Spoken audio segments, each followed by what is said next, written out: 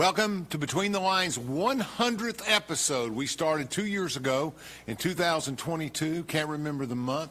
Had a few weeks we didn't do it for Christmas and parades and other things, but mainly we've been on the air for 2 years, and this is our 100th episode weekly. And we're going to talk tonight with County Commissioner Sabra Beauchamp.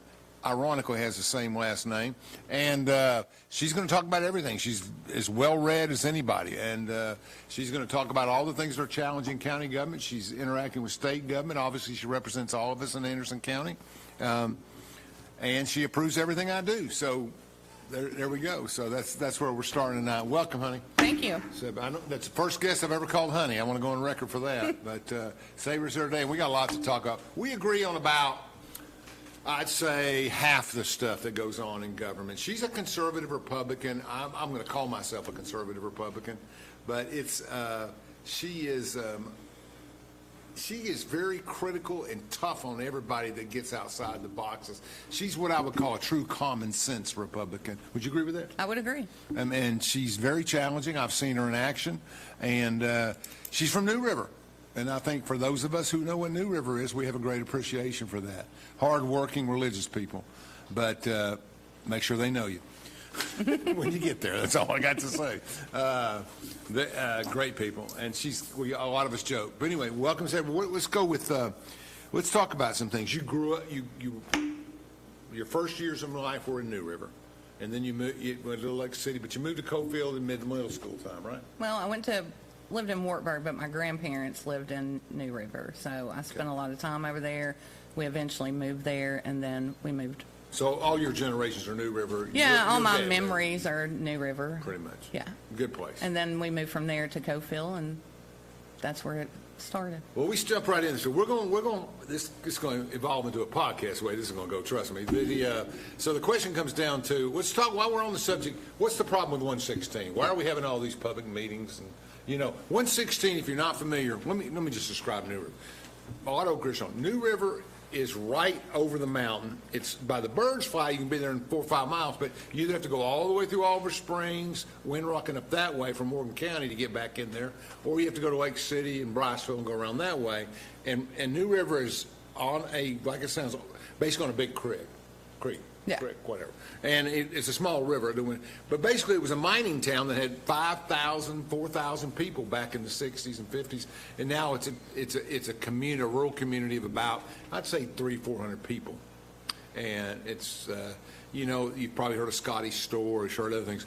Well, there's one side, then you go around the loop over the bridge, you go back and you go into Morgan County from coming up this side. Is that a fair statement? Yeah. Pretty close. Best I could do. So anyway, New River's a great town, et cetera, et cetera. But the only way you can get there is to go up a winding mountain coming the other side. And it's Route 116, and they're having public hearings and everything, because believe me, the first time she drove me up there, Sabra drove me up there, it was like your stomach's going, woo, woo, woo. It's like 11E times 3. So, and you didn't start driving until you were like 13 up there. So I was 11. 11 she was driving up there. So you get a picture of that in New River. What's going on the highway? What's the dangers? What are they talking about? Well, I think a lot of the dangers is when tractor trailers, they're being routed that way by the GPS system. And if the interstate's shut down, they think that they can go through 116 up a gravel road into Smoky Junction or around Caraville Mountain, and there's no way that a tractor trailer is ever going to get around there. Now, we've had logging trucks and things, coal trucks coming out of New River, but these are actually tractor trailers trying to go around major curves, and it's just not going to work. So I think that's part of the problem. We deal with that. Well, where's the complaint?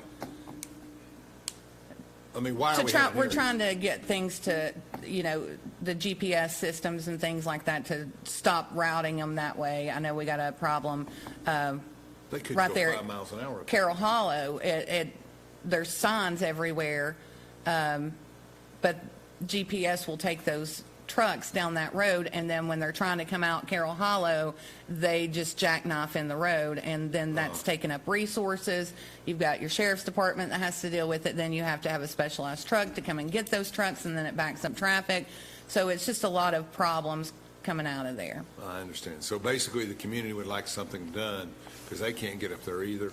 Too much resource being applied from our costs and everything. That makes sense. Yeah, and keep the roads maintained. That's a state issue, you know, Is that from maintaining both the sides or roads. just the Anderson County side? Both sides. I mean, Yeah. you're going straight up a mountain, and you're going to have erosion and all that stuff that's completely tearing the banks off and things like that. Having it's costs, gonna happen. you're a county budget official. Is it costing us money? Well, it's a state highway, so yeah, it's going to cost us money as taxpayers because it's coming But from the the sheriff's state. resources. Yeah, you got sheriffs having to come out and deal with the scenes and things like that, and backed up traffic, and Got trying it. to reroute traffic and things like that. So if I'm one of the 300 or 400 people, I'm sure several are retired, minors and disabilities and stuff. But where does a person who lives in New River work? It takes an hour to get to anywhere. Well, Lake City's not that far. It's not too far, but I 30 mean, minutes. they've always done it, and they're going to continue to do it. They'll work. Yeah. I think it's quality of peace and quiet and It is away quiet up from there. everybody. I'm telling you, if they could get some water, and we talked about this, and one of the community's great benefactors and a really good guy is Jimmy Burge up there. Yes. And we talked about, and Scotty, but we talked about the water. If they could get that water up, even though the land's valuable, people are moving there for, just for what we call it, summer retirement or whatever. A lot of people like to live up there just so they can. A few more people are building cabins and stuff so they can spend time up in what you say the Well, and you got Smoky Mountains. So. You got Rock Park, so people come from everywhere to ride razors and four-wheelers and things like that. Right. So it's a major attraction for Anderson County just to go and ride those trails up at Windrock. And Rosedale School has been converted. Is that? It has. It's Okay. more like a hotel now. Oh, no. So, and mainly we're talking about, You can rent rooms and things like that. what's driving that business is Windrock Park. that park Yes. and the four-wheelers and stuff. They come in by the thousands every year. It's Oh, yeah. amazing.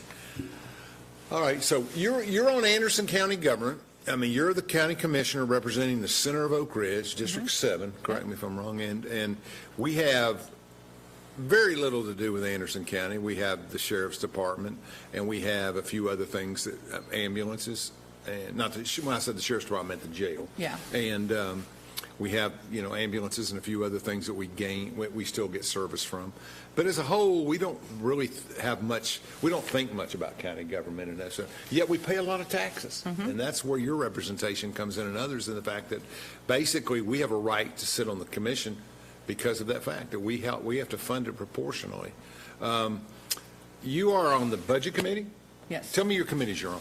I'm on budget. Okay. I'm on fire commission. I'm on, I just got put on audit. I'm on Audit committee, that's great. legislative Legislative. That's where we're going to pick this up when you get through. Is that in all of those committees and legal services. and legal service? And we changed in, I can't remember when it was, but when I was working with the county government 20-something years ago, you had the 1957 Budget Act in which the mayor appointed all of the budget committee and went on. And then we somewhere switched about 10 years ago to the 81, is it 81 or 83? I can't remember. Yeah. But there's a newer act that where the entire budget committee and other things were turned over to the county commission, and then there's one, the mayor's on it, the Finance director. finance director, a few other people, 3 commissioners, I believe, I think so on that one. and they make decisions on that committee. That's called the finance committee. Budget committee, all commissioners? Yeah. Yes. Okay. And that's a very powerful committee because you set the budgets, you watch over our tax dollars, and you're developing quite a reputation for that already. I talked to a lot of commissioners, and things pass through. I was there. Things pass through without a lot of audit. People see things, they just sign off. We used to get frustrated with the schools because they spend tens of millions. They just spend $200-300 here, $400-500, and we'd fight over $5,700 Yeah. in operations. In the general fund, you had to fight and bleed for everything you got. Yeah. Because the mayors were always at odds. Their budgets were always at odds with some of the county commission interests and stuff of that nature. What are the biggest challenges facing Anderson County government? I mean, since we started having a lot more money in our reserves because of internet taxes, which, folks, is about $3 or $4 million a year we get in we never got before, and some other things. What are the biggest challenges? I mean, it is a lot better. We are more financially secure in county government, but I'm one of those people that if we don't stop spending, we're not going to continue down that path. I think some of our biggest challenges will be our buildings are old. So, I've been sitting on there for 2 years now. I've heard of we need a new school in Claxton. We need another EMS station in Claxton. And our current EMS buildings are not good. I mean, they're old and things like that. And we do have a lot of old buildings and needs that need to be taken care of. So I think that's a lot of it is focusing more on the infrastructure part of it and things like that. Now, I know on budget committee, I get a little bit tore up, and we're in the budget process right now. And one of the biggest things that coming out of this last budget cycle was we approve a budget, and then the very next month there's transfers and appropriations, and I'm like, set your budget, do the work. And I'm on the guilty side of that equation for 10 years, but the bottom line is, let's say you have a budget, and remember, the departments have all day to work on stuff. Commissioners have a few hours here and there to really audit, and if they do, you probably prepare better than any commissioner I've ever seen. There'll be some that Myron Owanski prepared well. There were a lot of people that prepared well over years, and that's not taking anything away from the present-day commissioners. They work hard, and they commission. But some people don't spend hours on end looking through individual proposals and departments. So my department, I would say, let's say my department got $500,000 a year. I'm making numbers up, okay? Well, I would go back the next year, would not ask for any budget increases, but I put money within my codes into departments, knowing I could move them around if I needed to, and that's what you're talking about. Yeah. I go in and say I need $2,000 for envelopes and materials, I need $5,000 for contracts and warranties, and a part-time code I need $26,000, $27,000. Well, for me, when you get to the end of the budget cycle, I would think those things would come up. I don't think they should come up month one after approving a budget, and that just means that people That's are not exactly sitting right. down making a proper budget. It's like we're going Effort. to put the old one through, and then we'll just hand it to budget committee and let them make the approval.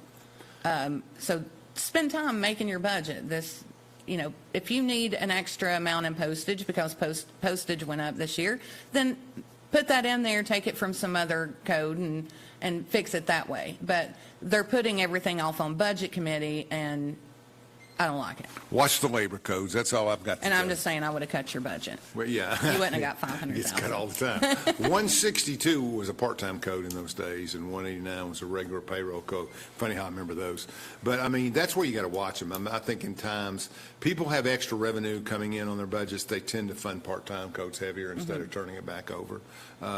I think, but with all you've got, what, $11 million in designated fund balance?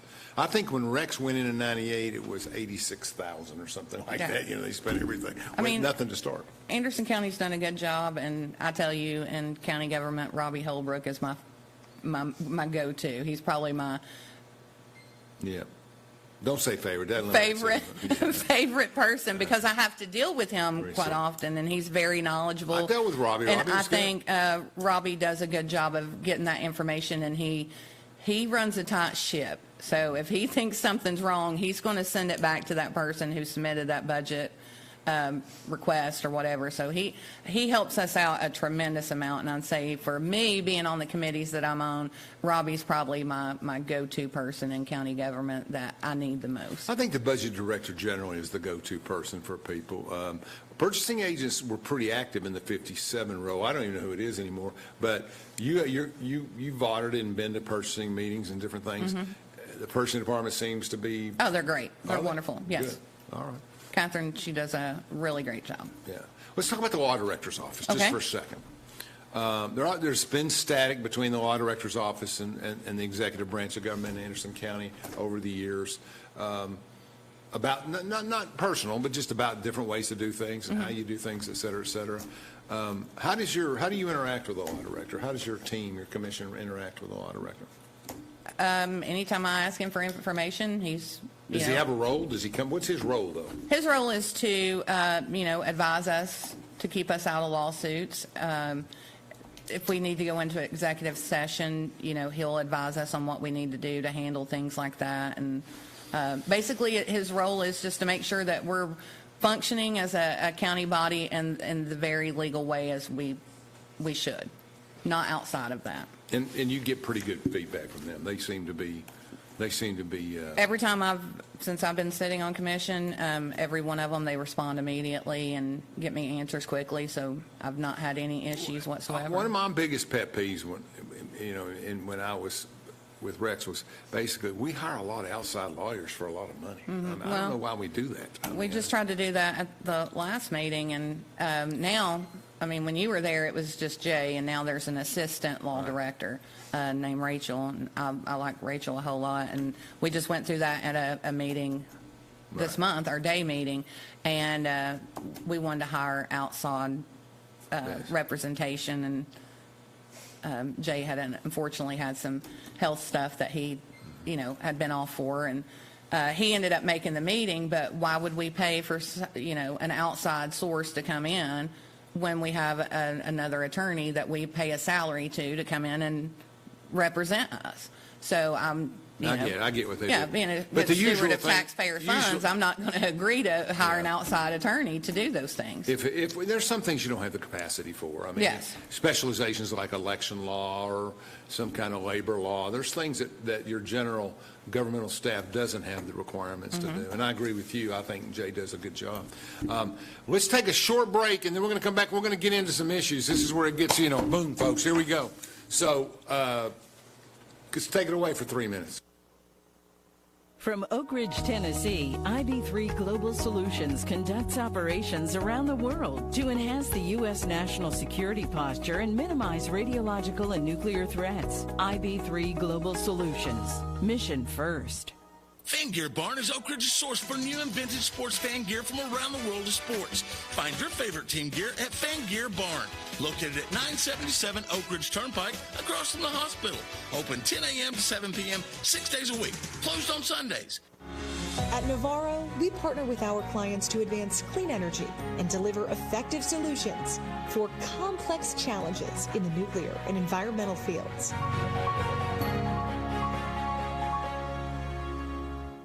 Get ready for the 19th annual Clinch River Spring Antique Festival, presented by historic downtown Clinton. Join us on May 3rd from 12 p.m. to 6 p.m. and May 4th from 9 a.m. to 5 p.m. on Market and Main Street in Clinton. Experience 2 days of fun with antiques, artisans, live music, delicious food, exciting demonstrations, and much more. Rain or shine, it's a can't-miss event for the whole family. Visit historicdowntownclinton.org. The 19th annual Clinch River Spring Antique Festival. See you there.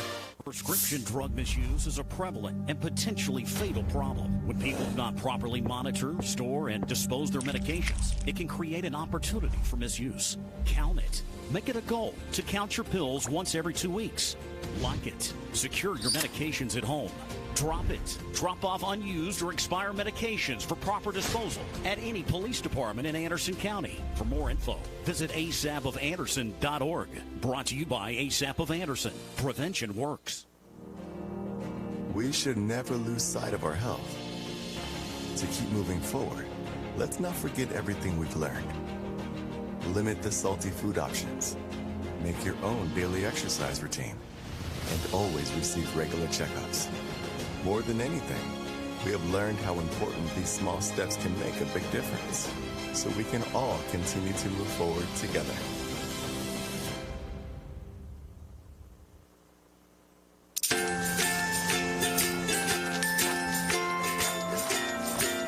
All right, crew, let's get started. All right.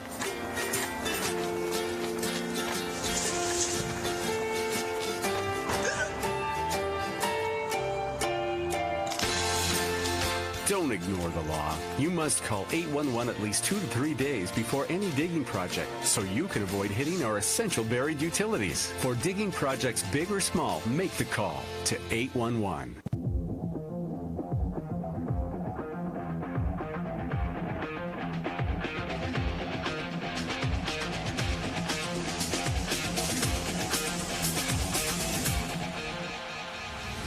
Welcome back to Between the Lines on this Thursday evening. We appreciate you watching our 100th show in a row. It's been quite an experience. We've had a lot of high-end kind of government people and other people on, and we'll continue to do so.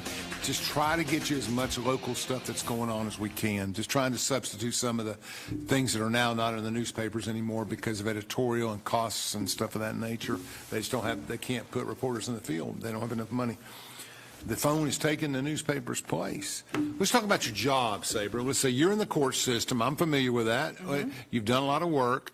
Let's start out with this one. In 2006 or 7, when I, 5 or 6, when I last was really a part of that, drugs were overwhelmingly the big problem. That there were so many collateral effects. You could take somebody out for drugs, but their whole environment was drugs. Family, friends. You could never get them fixed or create, whatever you want to call it, rehabbed and different things. We still try, but that's it. How has it changed? Is it still crack cocaine? Meth was starting in. Now there's new drugs. We hear a lot about fentanyl. Would you estimate, I think we've talked 70% of your clients have some kind of drug problem, maybe more? I would say 70%. Okay. Tell us what's going on. What's going on in the drug community? What's going on in probation? You head up misdemeanor probation in the operational sense, and you deal with it every day in court. What does crime look like in Anderson County? It's not good. I mean, we've got, I've hit that point in my career where we've had the grandparent, their child, and now we're getting their child. So It makes you sound old. Yeah, I know. But it's kind of sad that you see that it's the family dynamic, just because nothing ever changed in that home. What kind of drugs? It's not as much pills anymore. It's pretty hardcore drugs, heroin, and now the problem is people don't know what they're getting, and it's laced with fentanyl. And unfortunately, we just have a sad number of deaths every week. Every week, it's a lot of young people dying with fentanyl overdoses, and it's really. For our viewers, when you say it's not as much pills, you mean not as many of like the old the hydros. I think the state Yeah. has, they've put such restrictions on how many pills you can get. They've made it in gel form so you can't crush it down and things like that. So I think people have now turned to the alternative of things that they can get easy. You were at the briefing with United States Senator Hagerty. You were invited. Yes. I tagged along. And, the fentanyl problems are just so cheap and so amazing. $3 a pill they're making those things for and getting them across the border with the intent of disrupting our society. And the Chinese have a major role in that, and it's almost combative warfare. You see fentanyl in your people locally? Oh, yeah. Oh. Yeah. And a lot. Okay. A lot of it. So our judges have gone from an average age of 68 to 70, now they're 48 to 50. They've gone down 20 years. Yes. Are they more acutely in tune with these kind of problems, or what do you think? I think they understand it more because of the, before it was marijuana, and then the pain pill started, and you might have some people doing cocaine. But now these judges have came into it, and they've known, they've seen it. They represented clients or whatever. So Judge Spitzer, working with the district attorney's office, prosecuting these cases. So I think they have a better understanding of how serious these drugs are. We just don't have any resources. I mean, very limited resources. I mean, you're not going to cure them by putting them in. I used to tell judges 90 days at least, or they're not going to get, 60, they can be 60 standing on their head. Yeah. 90 days, 120 days, and they come out clean, pretty good shape, get a little help in the county jail, a little education, a little spiritual guidance, whatever. They get out and they go to their friend's house, and Johnny and Mary and Sue and Doug are all doing drugs. Yes. And so it's kind of hard for them. And they relapse. And they relapse because they have to almost. I mean, they have no support group. It's hard to stay around that environment. That's what I tell everybody. That's their family. Anybody that comes to me and they're seeking rehab, I tell them, I hope that you'll stay there and not come back here, because you can't bring yourself back to an environment being addicted, coming back to somebody, a family, even if it is a family member. You can't put yourself back in that environment. You haven't mentally healed yourself yet. You've got the detox, stop, but mentally you haven't healed yourself. And you need human support, and if the people that are supporting you and are your friends are using, you're done. Yes. I mean, yes. It just gets too hard to deal with. More women than there was 10 years ago? Absolutely. Okay. Why is that? I don't know. I think Or maybe there's more single women with more stress. I say this over and over again in the court system, just seeing it. I think mental health plays a tremendous role in a lot of these cases. It always did, yeah. Even if you're dealing with addiction or if it's dealing with anger issues or things like that. I think that me dealing with it personally is just mental health. I think mental health has really went nuts, and it's hard for them to get in to a facility. Like, I think it's harder to get into a mental health facility than it is to get into rehab. I'm going to use that quote. Mental health has gone nuts. It has. I like that. It has gone nuts because, I mean, it's just the people that I see that are struggling mentally. Yes. And I mean, it's not your normal stuff. It's not, I'm stressed out because I can't pay my bills this week. I mean, these are severe mental cases, and maybe part of it is from drug addiction. But I see people who are perceived as normal, and their mental health is not good. So I don't know where along the way that happened. Maybe COVID, because that was a shell shocker to all of us. Every day it was, everybody's looking at the numbers, and you see people lined up at the health clinics getting their testing and things like that. So I think we had never seen anything like that, a pandemic. So I don't know if that played a part, but, Tennessee has not done a very good job of helping people with their mental health. And, we've shut down mental health facilities. And when you say Tennessee, you mean the state of Tennessee? Yeah, the state of Tennessee. It's hard. Like, if we need to get a mental evaluation on somebody, we need to send them down to Moccasin Bend. Our sheriff, they have to transport them down there to get a mental evaluation to see what we're dealing with. Are they competent enough to... Where's Moccasin Bend? All the way down, like, Chattanooga area. So we have very few limited resources to deal with mental health, and therefore people are not taking the medications that they should take, or not being prescribed because they're out here undiagnosed, and they're turning to drugs or theft or things like that. What about Ridgeview? Ridgeview's backed up. It's just hard to get in there for them. They're overwhelmed too? Yeah. A lot of people told me, and I didn't know a lot about Eastern State and some of the hospitals and psychiatric hospitals in Knoxville, but they said when they closed several years back that it just poured people out in the streets, couldn't get help, couldn't do anything. A lot of our homeless it's a mental health issue. Yeah. They're running around not properly medicated, can't keep a job, things like that, and they're just sleeping on the streets. I mean, we don't have as much to deal with in Anderson County as they do in Knox County. I mean, you drive over to Knox County and, just about every area you go to, you see somebody holding up a sign or something like that. So, but we do have it here in Anderson County, and it's possible. I could see it getting a lot worse than what we have now. Oh, I think so. I think it's, it's one of those things where I think communities try to chase them to another community, pass the problem on and do different things with it. But I think you're right about that. Well, I think if we don't start taking mental health serious, it's just going to be devastating in 5-10 years. Oh. And then we're going to start scratching our heads and say, where did we go wrong? That seems to be the MO of what happens is, where did we go wrong? I was visiting the courthouse for like the fourth time in 10 years, and I saw your legislative meeting with the representatives and stuff. I think it would be fair to say that you're not happy with the Tennessee State Legislature. Absolutely not. And that you feel like they've failed to. I did say in an interview yesterday, I said, now teachers can carry guns, but we still can't talk about God. I mean, it doesn't make any sense to me, but that's okay. I don't have a problem. Me and you will disagree with it. We'll get started on this, but as a whole, you find the Tennessee Legislature disappointing.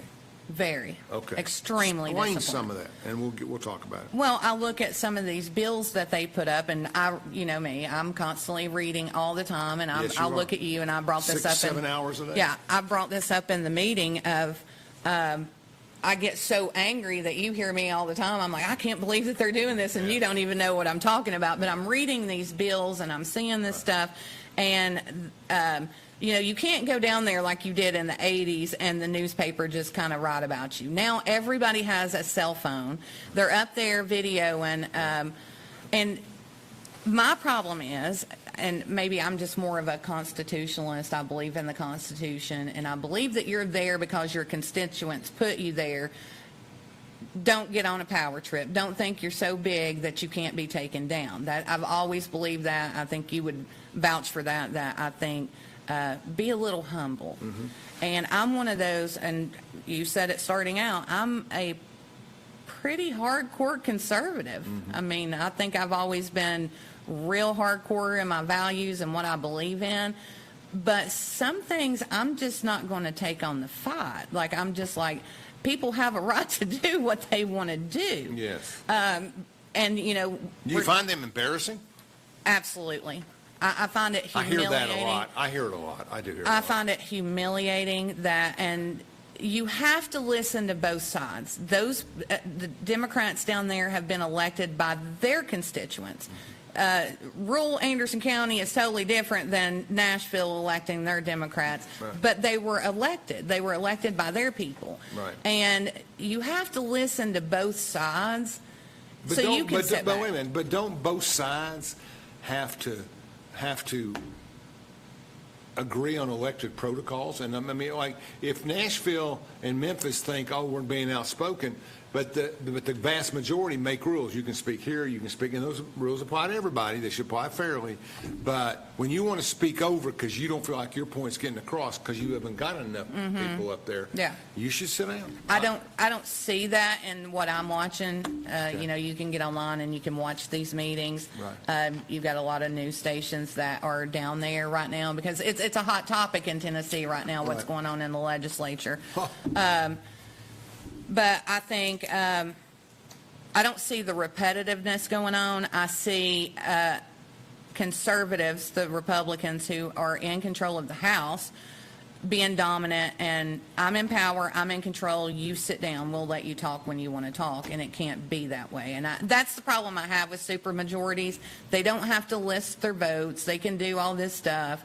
And for me as a county commissioner, we're bound by sunshine laws. We have to announce our meetings, agendas, all this stuff. But they don't do But they that. can go hide in a room and exclude people from attending to talk about things. So I have big problems with that. Yeah, I don't like that law. And, you know, they got some Republicans down there that's already snaked them. They're getting their cell phone out and recording these things that are happening, just like when they tried to expel the Young African American. yes, the representatives, and then Gloria Johnson didn't get expelled, but the two African American lawmakers got expelled, and then you don't want to be perceived as a racist? That's kind of what do you think you look like at this point? Well, I don't, but I think it's defined by a few that vote that way. I mean, Gloria had a lot of negative votes on that too. She's now running. I don't know. You know me. You're an issues person. You're a constitutional person. I'm a get more one vote than the other guy kind of person. I'm a marketing. I'm a strategist. I'm a consultant, and also an energy guy. But I think the point for me is, why would you keep pursuing these bills or these interests? And I think it's just a variety of people and PACs that are just making everybody look bad. And you know, I'm old enough. I can remember when Jimmy Nafee was in charge and the Democrats were in charge, and we saw a lot of the same thing. I can remember Dave Coffey putting good bills together and then manipulating and killing him so he couldn't get to the front with mental health bills and other things. So I think it cycles around. But I don't know. But they didn't have cell phones in those days. And I just want to say I don't remember those, so a few years we're not difference, going to put that out there for me. But yeah, for me, that makes me an expert on those areas. Yeah, Okay. I get really frustrated. I am common sense. I have been against the school vouchers 100%, and you know, Let's go right into that. Yeah, let's go into that. I brought that up in our legislative I don't think meeting. there's a problem with vouchers per se. The problem is that nobody's telling the truth about the vouchers. That's right. And that is, nobody's going to get them that makes over $80,000 a year. There's not enough. They're going to be available to challenged families economically who are already getting some help. And I don't know. It's like the school lunch stuff. I don't buy into free lunches for everybody. We'll talk about that another time.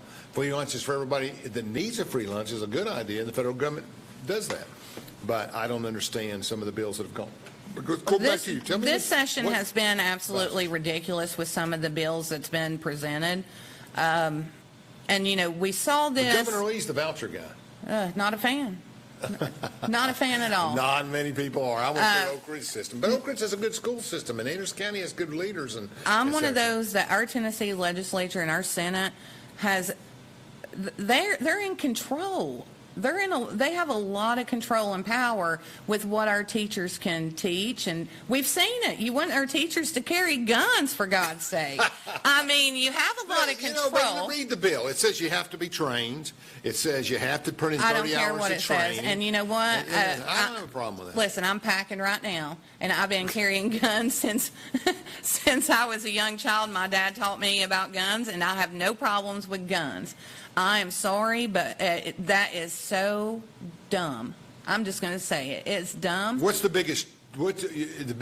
See, when I heard it, I thought it was to protect themselves, but theoretically, the bill is to protect from outside intruders coming in. But my problem is, I want to know if substitutes can carry. That's what I want to know, because that'll be It's a riot. ridiculous. I mean, you're putting the school system at a huge liability.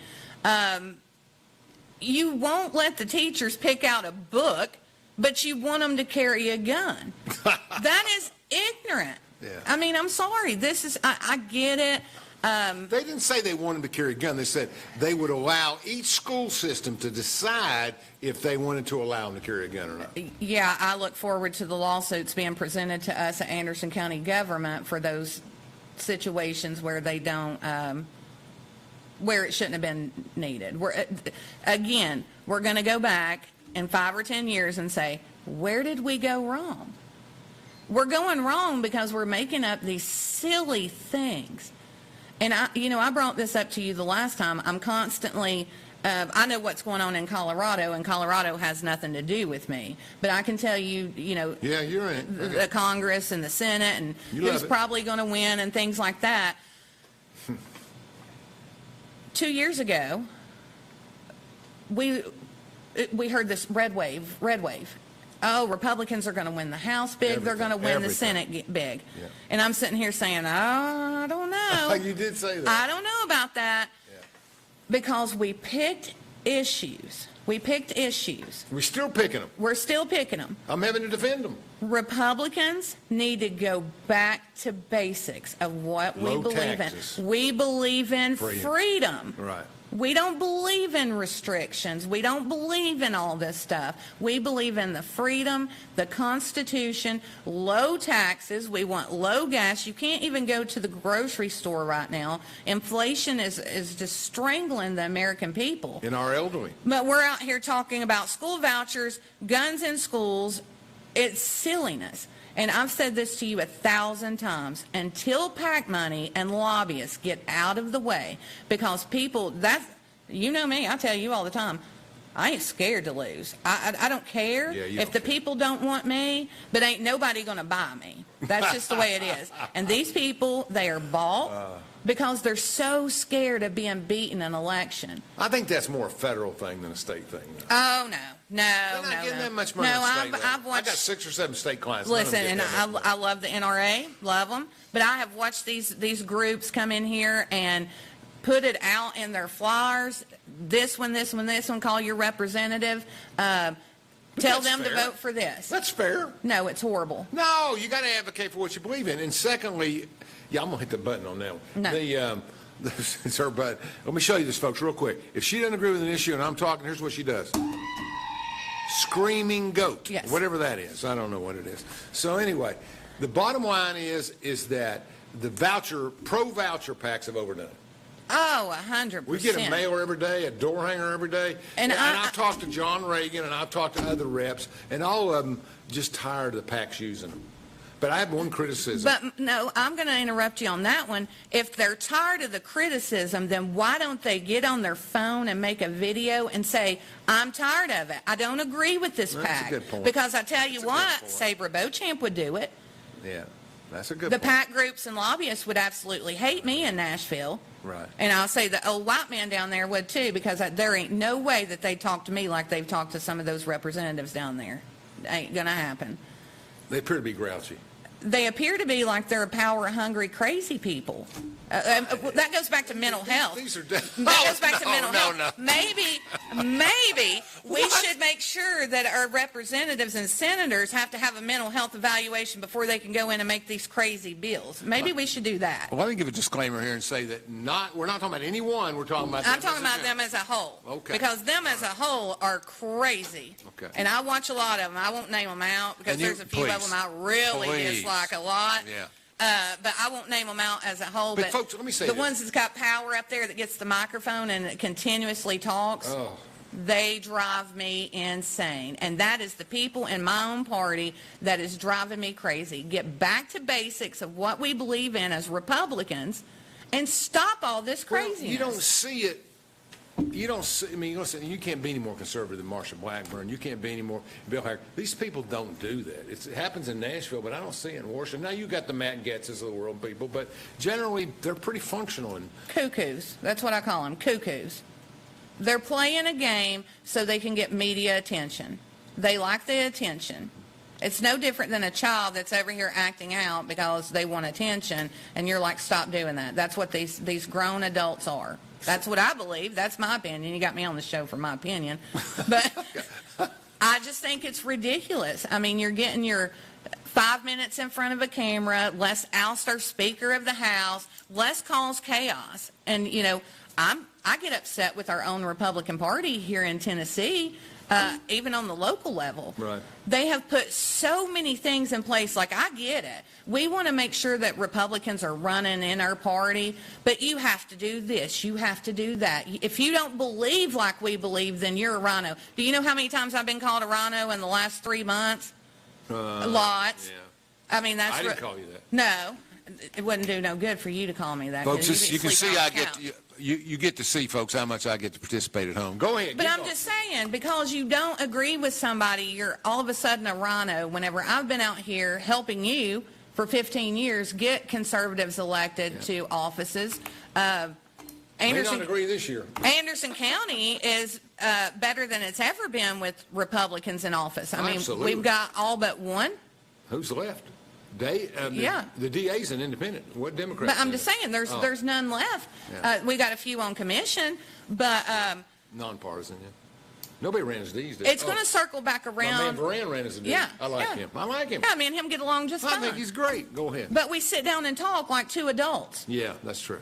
And if I don't agree, all I have to do is vote no. You got a couple. You got a couple of them outside in the commission that are way outside the lines a little bit, don't you think? What do you mean? I bite at them a little bit? No, I'm saying that there are commissioners who are as extreme as those legislators. There's 2 or 3 of them that are pretty far extreme. Okay, let it go. You work with those people. Yeah. Okay. So, I don't care who I work with. I don't care. I'm one of those, I'll tell say. like it is. I will say it to somebody's face if they ask me.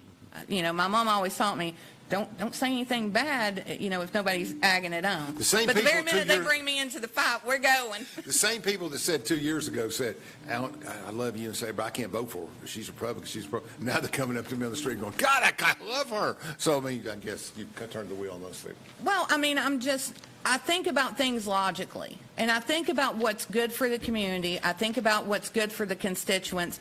I have to think about my district as well. But I'm an Anderson County Commissioner, so what I vote on affects the county as a whole. That's right. So I have to look at it from 2 different aspects of, I'm not just doing it for my district. Right.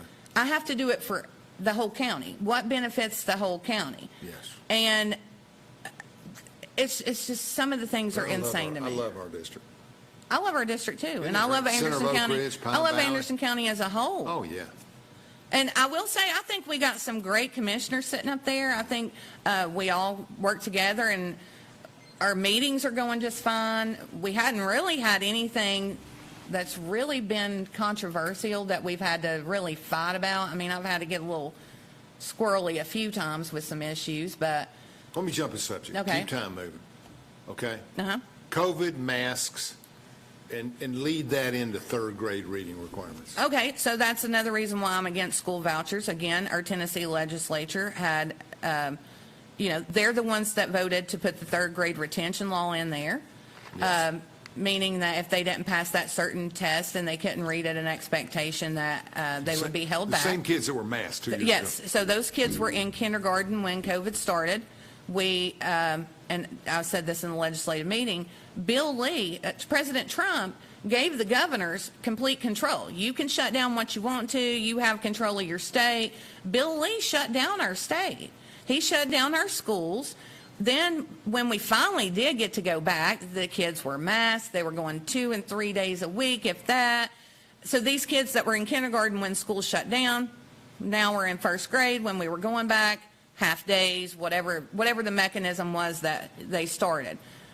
How did you not think that these kids were not going to be behind? I agree. So instead of putting a third grade retention law in, why did you not put funds to the public school system for extra teachers' assistants or whatever to help these kids? Because I'm telling you, a blind monkey could have realized what was about to happen when kids couldn't learn ABCs and 1, 2, 3s. Yeah.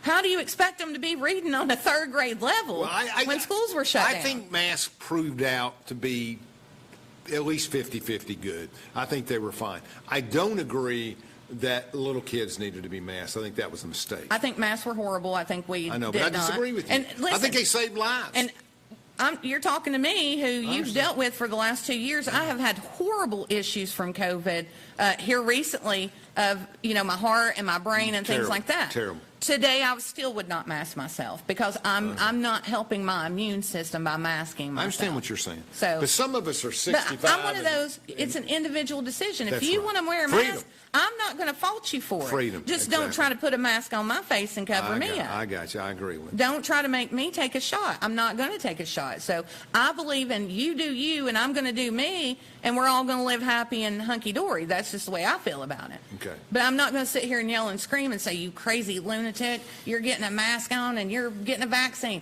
I don't want you to call me a crazy lunatic because I don't want to do it. Believe in freedom. That's what I want people to do. Respect one another. I think we've went backwards in this country because nobody respects anybody anymore, and it's all because of party. Party lines have caused people. And that's kind of why I like Chuck Fleischman so much. Yes, I love Chuck. Yeah. Chuck is one of my favorite people. It doesn't matter who you are. If you're the far left, far right, Chuck's riding up the elevator with you telling baseball stories. And I feel like I'm that way too. Yeah. I mean, my mama always taught me to be nice to people, respect people. You don't walk up to somebody and say, hey, what party are you from? And find out who they are. No. You have to respect people in order to get respect. If you want respect, you got to respect them. And we're never going to get anywhere in this country if we don't start listening to one another. There's so much division that kids are so confused. We got college kids out here protesting against Israel right now, which is insane. I never thought that I would ever see this in my time. Go to college and learn. Get your butt in a classroom. Because it ain't cheap. That's right. And I just think that we've caused that. We've caused that. Elected officials have caused that. The media has caused that. Well, people need to turn their TV off and sit at home and love their family and eat dinner and forget about this stuff that's going on, that they're wanting to keep us divided, that they're wanting to keep us so upset that we can't sleep at night. I take another spin on that. I think a lot of people are getting in this country illegally. Listen, the Mexican Americans that get into this country work hard. They do a good job. We know that. Some of them. A majority of them. Mexican Americans. Yes. Now, people that are coming from other countries and the Middle East and everything and getting through our border, that's what. If I take a group of people protesting against Jewish people, they're Palestinians or they're somebody wants to be cool or somebody. There's no hard-working carpenter or phone builders or cooks that came here to get a job. I mean, the bottom line is the honest people who should have gone the legal route. Yes. I'm with you. Got their work visas or whatever. So a lot of them did good. But the bottom line is that anti-Israeli feelings have raged for a century, and it's wrong. And I'm just 110% for Israel. Me too. Yeah. Me too. Open up your Bible and see what it says. Yeah. No way will I ever go against it. But I'm just saying, we've not taught our generation, and it drives me insane. I say this all the time. I say it about Caleb. When we were in school, we didn't have a mobile device or the internet at our fingertips. We had to go check out books from the library, read every single one of them, and do a book report on it. That was hard, really hard, and I hated it. I hated reading. But these kids have the internet at their fingertip. We should have the smartest kids in the world, and I think it's a dumb generation. I think they're smart. I think they're focused, though. Brad, hey, Channel, give us another commercial break before we go out.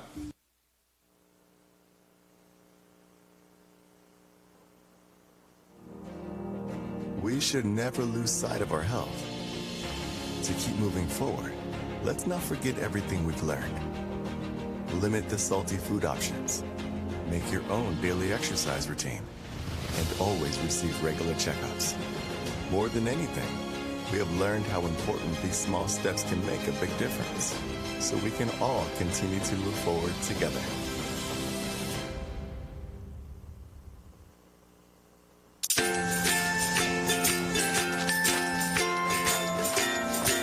All right, crew, let's get started. All right.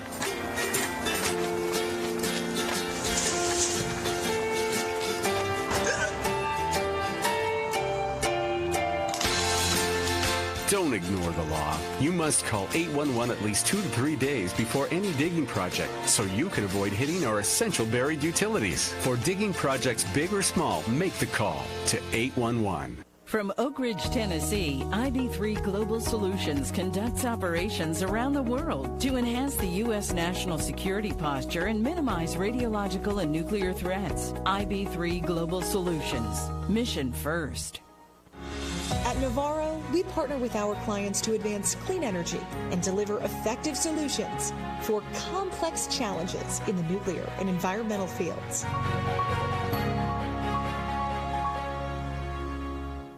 Get ready for the 19th annual Clinch River Spring Antique Festival, presented by historic downtown Clinton. Join us on May 3rd from 12 p.m. to 6 p.m. and May 4th from 9 a.m. to 5 p.m. on Market and Main Street in Clinton. Experience 2 days of fun with antiques, artisans, live music, delicious food, exciting demonstrations, and much more. Rain or shine, it's a can't-miss event for the whole family. Visit historicdowntownclinton.org. The 19th annual Clinch River Spring Antique Festival. See you there. Fan Gear Barn is Oak Ridge's source for new and vintage sports fan gear from around the world of sports. Find your favorite team gear at Fan Gear Barn, located at 977 Oak Ridge Turnpike, across from the hospital. Open 10 a.m. to 7 p.m., 6 days a week. Closed on Sundays.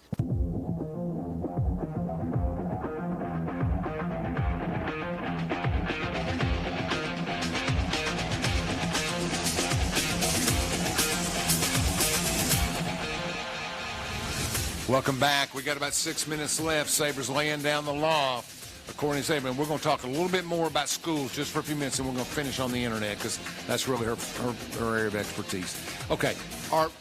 When you look at the voucher thing, and I've talked to everybody because I have clients who are for and against and everything. The public schools in Anderson County, are they doing a good enough job? Is there any reason to opt out? No, I don't think so. And if you advocate for freedom, and I want to send my kid to Missionary Church Elementary School. Of course, the law requires, if it had passage, you're in business 3 years and all that stuff. Mm-hmm. The out of that was you can do a derivative off of a church that was here more than 3 years. Yes. There's some ways to get around it. But anyway, tell me about the public schools. I don't want to talk about vouchers now. I want to be clear on that. What about public schools? Is Anderson County and Clinton and Oak Ridge doing the job? Yeah, I appreciate Dr. Parrott. He is there every meeting, usually every budget meeting. He's always there to answer questions. He gives us an outstanding packet about what's going on in our public school system for the county schools. Yes. And, you know, we're dealing with the whole mix of different, we're dealing with city, we're dealing with rural, we got Brosville, we got Dutch Valley, we got all these different little mechanisms going on of different kinds of, you know, kids and backgrounds and families and things like that. So, you know, he's had several level 5 schools. You know, growing up over on New River, my sister went to Brosville Elementary for a little bit, and I went to Lake City Middle School. Just the complete turnaround of Brosville Elementary School, just to see all the things that they're doing. Award-winning. Yes, just to see that, it's just great and wholesome just to see that these kids, and they love it. I have no issues with the schools. Caleb goes here to Oak Ridge High School, a Did a senior, good job. about to graduate in Dr. a few Borchers, weeks. we got through with no problem. And the principal told me one time, the fact that I don't know Caleb that well is the best compliment to him, because if I don't know, you've done a good job. Yes.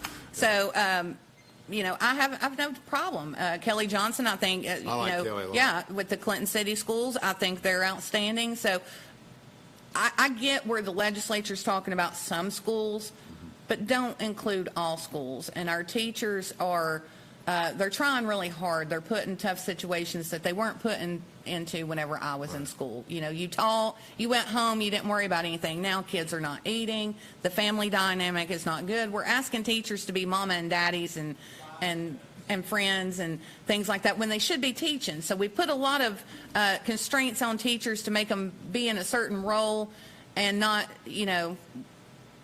it's just hard for teachers to see that, because I believe they ultimately care about their kids, and when you know that a kid's not eating, it's hard. The state needs to invest more money in public education. Absolutely, and I think they need to lay off teachers a little bit. If you want to change the dynamic of how education is taught, you want greater numbers, then you need to start coming down a little harsher on these schools that are not good, and reward the schools that are doing good, that's helping these kids. And I think they absolutely do. Representative Reagan and Representative Butler came before us, and in their plan of the school voucher thing, it was giving all this money to the public schools. But Bill Lee's school voucher plan was in there too. Well, why don't you do that without strings attached? Give all that stuff, all those great and wonderful things. And I loved it. I thought, oh, this is amazing. Do that for the schools. But you think But it was they're a not going to teaser, do it. yeah. It was a seesaw. You do this and I'll do that, trying to get people on board. And I just think that was ridiculous. The love of your life, the thing you talking about freedom and other things is, and certainly we see it with Robert Kennedy Jr. and others. Mm-hmm. The internet has become a big platform for a lot of things. Absolutely. The United States government has passed a law that if Chinese do not sell off their interest in the TikTok brand, that they will be banned in the United States, or they can sell it off and it will continue. I agree with that decision. You vehemently disagree with that decision. I disagree with that. Tell me why. I watched the whole hearing with the guy that owns the TikTok. I did not see anything. I mean, they drilled him. I'm more worried about Facebook. I've seen more people hacked on Facebook. Their account's been taken over. People, log their credit card information into Facebook because Facebook wants you to buy those things. They want you to buy ads. I've seen a lot more people hacked on Facebook, and I think it's 10 times worse than TikTok. I think a lot of our representatives and things like that, I think they're worried because with TikTok, I can type in one little thing in my search bar. I can type up Israel, and I'm going to start getting videos of Israel, actual footage of people watching the missiles coming over. I did it when, Ukraine was going on and things like that. And everybody puts everything on TikTok when these people are out here saying stupid stuff. So I don't know. If they want to do it, they have the power to do it. I just don't agree with it. I watch TikTok all the time. I don't think there's any problem with it. I think there's a lot worse out there. But again, we're worried about TikTok, but we're not worried about China throwing a big virus on us and wiping out our population. So again, common sense ain't so common. Like, go over there, let's do something about the virus that they wiped our people out with, and everybody's still dealing with long COVID and things like that. But no, we're going to be worried about a platform that's social media, showing videos of what people are doing. You take Biden and Trump, you take the federal election. I probably know more about that than most people, and I've got all the polling and access and everything. Yeah. But the question comes down to, what are the biggest issues for people in the presidential election? Whichever one gets elected, whoever gets elected, what do we need to change first? I think we need to change the platforms. I think we need to stop. What's the biggest issue? We need to stop pandering to society. That's what we need to stop doing. With society votes? My dad grew up, and he'd tell me, you think anybody cares about your feelings? I mean, and I guess that was his way of getting me tough. 1 minute. Stop worrying about your feelings and worry about how you're going to pay your bills, because I feel like people are not worried about that. My answer is simply, worry about your own home first. My answer is, I get that, but my answer is the border And I think that Yeah, I think we got to deal with that issue. We got people in here illegally that we don't even know that they're in here. 1,000 a week, 1,500 a week that are coming in with Yes, we've cell got to phone deal with cash that. and blue lights to follow on farms. And We've got to deal with inflation. We got to deal with this going to the grocery store and things like that. We've got to bring prices down for American people. I don't care about feelings. I don't care about what you want to wear or what you don't want to wear. you know me, I'm active in food pantries and different Yes. food, and they're Hurting. lined up They're out the door. hurting, They're lined yes. up out the door. And normal people, elder senior citizens. We've got 30 seconds, Sabra. You got to say anything else? Nope. Appreciate you having me Any here. message for Rex Lynch tonight? Do your job. Do your job. Do your job, Rex. And that's it. Thank you, folks. Appreciate you watching.